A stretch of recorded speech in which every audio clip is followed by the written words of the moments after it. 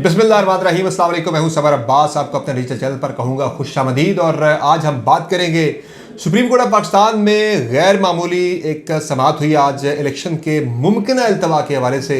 और इलेक्शन का अल्तवा तो रोक लिया गया है, लेकिन बहुत से सवालात को जन्म दिया है आज इस अहम तरीन प्रोसीडिंग ने। एक तो सवाल सबसे बड़ा ये उठता है कि 2 रोज़ हो गए लाहौर हाई कोर्ट के ऑर्डर जिसमें मुअत्तल किया गया DROs के प्रोसेस को, तो उसके बाद इलेक्शन कमीशन 2 रोज़ खामोश क्यों रहा। फिर जाके मुलाकात एक हुई जाके चीफ जस्टिस से, उसके बाद फिर एक पटिशन तैयार की गई मुशावरत के साथ, और ये सारा प्रोसेस हुआ। और दूसरा नाज़रीन, इस पर हम बात करेंगे जाजुल एहसन साहब मिसिंग थे आज, वो कहाँ चले गए? वो मसरूफियत के बायस नहीं थे या उन्हें बैठाना मकसूद नहीं था? और दीगर भी कुछ बड़े अहम सवाल थे। अब क्या इलेक्शन टाइम पे हो जाएंगे? तहरीक इंसाफ के जो साबिक एडिशनल अटॉर्नी जनरल थे उमैर नियाज़ी, जो कि पटिशनर भी थे, उनके हवाले से तौहीन अदालत की कार्रवाई शुरू करने का भी फैसला हुआ है। ये सारी चीज़ें जानेंगे। हमारे साथ मौजूद है माहिर कानून हाफिज एहसान साहब। सर बहुत शुक्रिया, आपने अपना कीमती वक्त दिया है। ये बताया सर, एक तो आज ये तय पा गया, चीफ जस्टिस ने कर दिया भाई कि इलेक्शन कमीशन आज ही शेड्यूल जारी करे और इंतखाबात में जो डिले है उससे किसी सूरत भी नहीं कबूल किया जाएगा, किसी को जमहूरियत डिरेल नहीं करने दी जाएगी। 8 फरवरी को इलेक्शन का इनेकाद यकीनी बनाया जाएगा। सबसे पहले तो ये बताया सर कि इस फैसले के बाद अब कोई शक व शुबा जो भी लोगों के जहनों में है, चूँकि शुबा ढल चुका है। पहले मिसाल भी एक है कि पंजाब और KP के इंतखाबात नहीं हुए थे, तो यहाँ भी शुबा तो लोगों के जहनों में है। अभी भी किसी को यकीन नहीं है भाई इलेक्शन 8 फरवरी को होने हैं या नहीं होने। आज के इस फैसले के बाद गैर मामूली जो रात को सुप्रीम कोर्ट खुल के प्रोसीडिंग हुई है, इसके बाद शक व शुबा रहना चाहिए या ख़त्म हो जाना चाहिए? बिस्मिल्लाहिर्रहमानिर्रहीम। समर भाई, चूँकि आपने जिस एंगल में बात की है, बात तो बिल्कुल ठीक है। चूँकि पाकिस्तान का जो सारी सोसाइटी का फैब्रिक है वो कन्फ्यूजन के अंदर ही चल रहा है, और पिछले 1.5 साल से इस मुल्क के अंदर जो कॉन्स्टिट्यूशनल लीगल डेवलपमेंट्स हुई हैं वो हर दफ़ा एक नई अनसर्टेनिटी को जन्म देती हैं। और यही इस दफ़ा हुआ है कि आप ये देखें कि अगर KP के इलेक्शंस थे या पंजाब के इलेक्शन जो होने थे वो टाइम पे नहीं हुए। फिर 90 दिन की कंट्रोवर्सी कि जी 51(5) के प्रोसेस के बाद आए कि 224 से 60 दिन पहले आने चाहिए, 90 दिन बाद में आने चाहिए। तो ये सारी चीज़ें थी। मेरा ख्याल है कि जब 3 नवंबर को सुप्रीम कोर्ट ऑफ पाकिस्तान ने एक रिजॉल्व कर दिया था तो उस वक्त ये सारी सिचुएशन ख़त्म हो गई थी। अब ये है कि वो चीज़ें दोबारा जो हैं उनको रेज़ करने की कोशिश की गई उन डिस्ट्रिक्ट रिटर्निंग ऑफिसर्स की वजह से, जो एक लीगल रिक्वायरमेंट है सेक्शन 50 और 51 के नीचे कि आपने अपॉइंट करने हैं।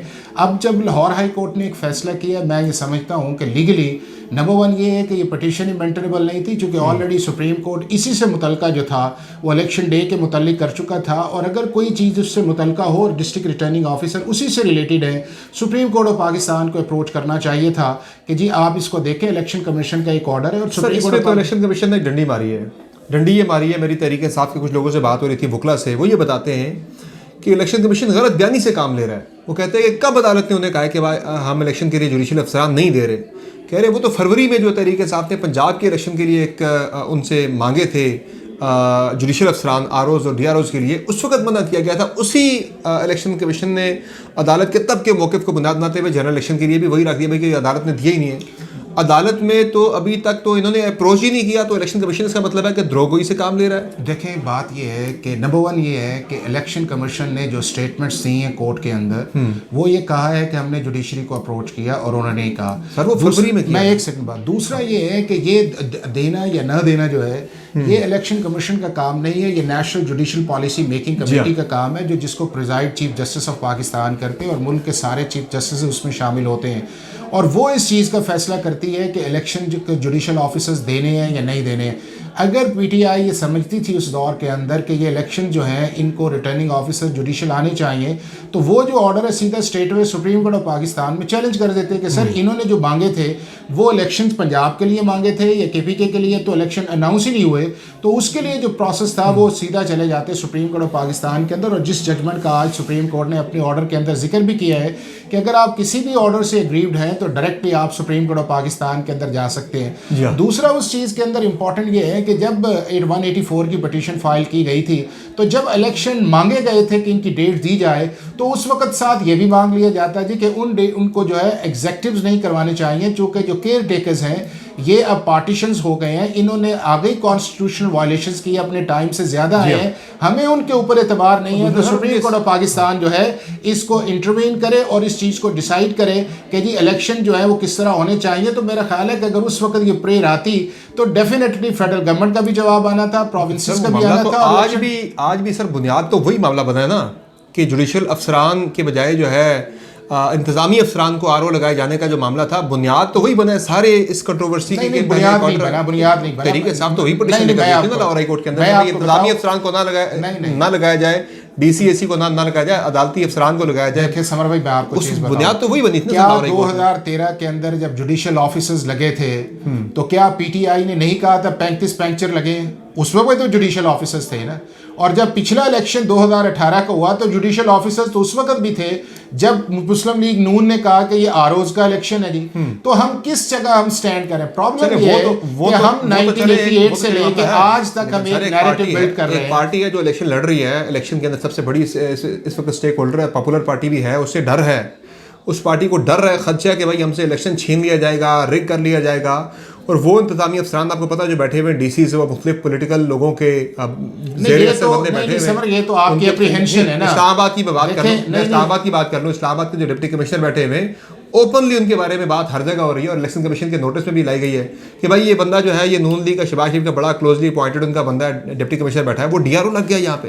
नहीं देखिए सियाल कोर्ट के अंदर भी बात हो रही है, वहाँ भी उस्मान डार कह रहे हैं जी कि ख्वाजा आसिफ का करीबी बंदा वहाँ पे डीसी लग गया। पाकिस्तान के 140 जिले हैं और उसके अंदर जो क्रॉस द बोर्ड आया है वो ये आया है कि पाकिस्तान के 140 जिलों के अंदर आपने डिप्टी कमिश्नर्स लगाए हैं, 140 जिलों के अंदर आपने असिस्टेंट कमिश्नर या एडिशनल कमिश्नर जनरल लगाए। अब आप ये बताएं कि अगर डीसी की बजाय आप किसी हेल्थ ऑफिसर जो ग्रेड 18-19 का है आप उसको इलेक्शन का चार्ज दे दे तो हैंडल कर सकेगा? वो तो इंतजामी क्या रेवेन्यू ऑफिसर जो कर सके? नहीं, जो इंतजामी अफसर आपके 2018 का एक्सपीरियंस आपके सामने नहीं है।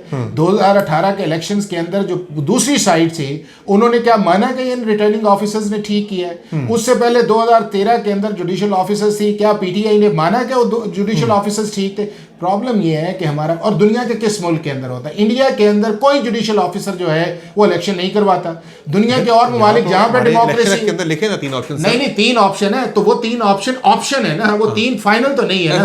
और एक ये अच्छा, और दूसरा इस चीज के अंदर था कि अगर ये मामला चला गया था हाई कोर्ट्स के अंदर तो उससे पहले आप एक रिप्रेजेंटेशन तो डाल देते हैं ना इलेक्शन कमीशन ऑफ पाकिस्तान को कि भाई साहब हमें इन पे एतबार नहीं है, आपने अगर अपॉइंट करना है तो आप जुडिशियल ऑफिसर्स करें और आप ये मामला जो है एनजेपीएमसी के अंदर लेके जाएं कि वो इस चीज को गो हेड करे।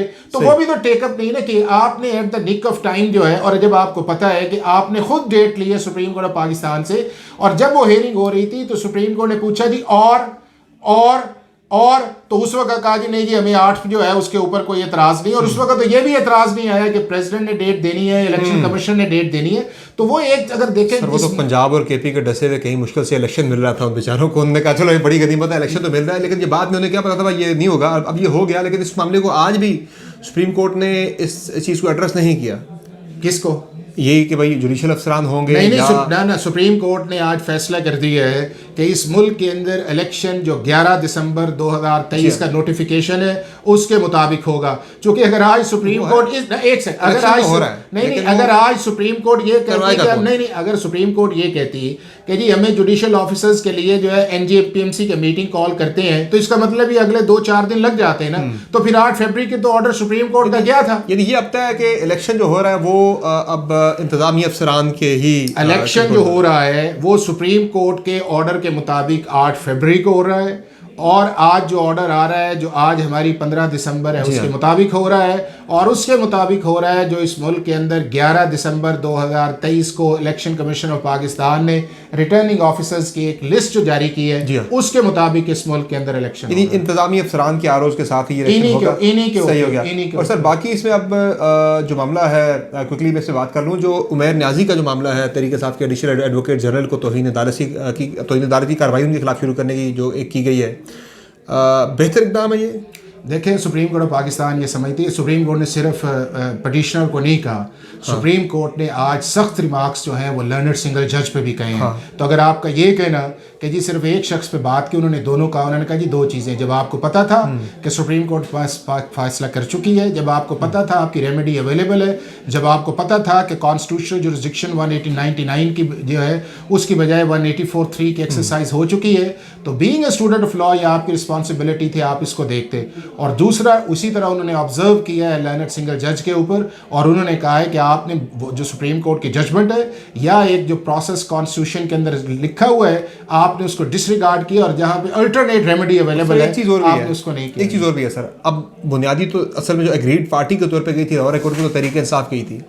आज अगर इस प्रोसीडिंग में तहरीक इंसाफ को भी सुन लिया जाता तो क्या इसमें मुज़ायका था? उन्हें क्या सुन के करते हैं उन्हें?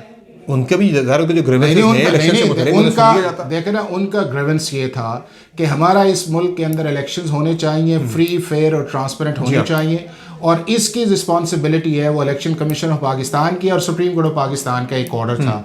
उसके बाद ये है कि वो 8 तारीख के तो इलेक्शन के लिए नहीं गए, वो उस प्रोसेस के अंदर गए हैं कि जो आपका DO वो था।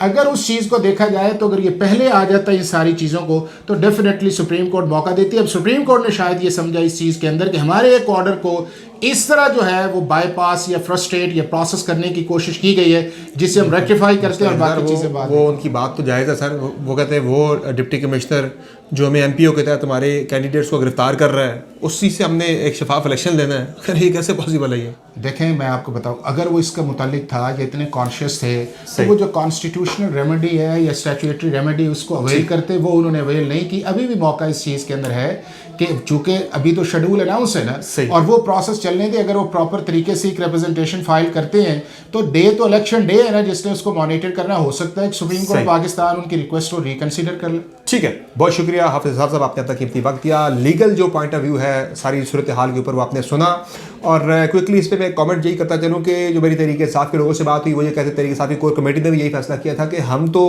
कंटेस्ट करेंगे इस चीज़ों के जो आरोज हैं वो इंतजामी अफसरान की जगह पर वकला ही वो जजेस ही होने चाहिए, जुडिशल अफसरान ही होने चाहिए। और इमरान खान की हिदायत भी इस वाले से वो कहते हैं कि यही है कि मरना है तो फिर लड़के मरो, किसी की बात मान के झुक के जो है वो नहीं मरना, जो भी रगड़ा खाना है वो फिर लड़के रगड़ा खाना है। तो इस मामले को भी तहरीक इंसाफ जो है वो कह रही है कि हमने कॉन्टेस्ट करना है आगे चल के। देखते हैं क्या होता है, लेकिन अभी तक का फैसला यही है कि इलेक्शन होगा 8 फरवरी को ही, और इन्हीं इंतजामी अफसरान के आरो होते हुए ही इन्हीं की ज़ेर निगरानी इलेक्शन होगा। इजाज़त दीजिए, अल्लाह हाफ़िज़। चलो।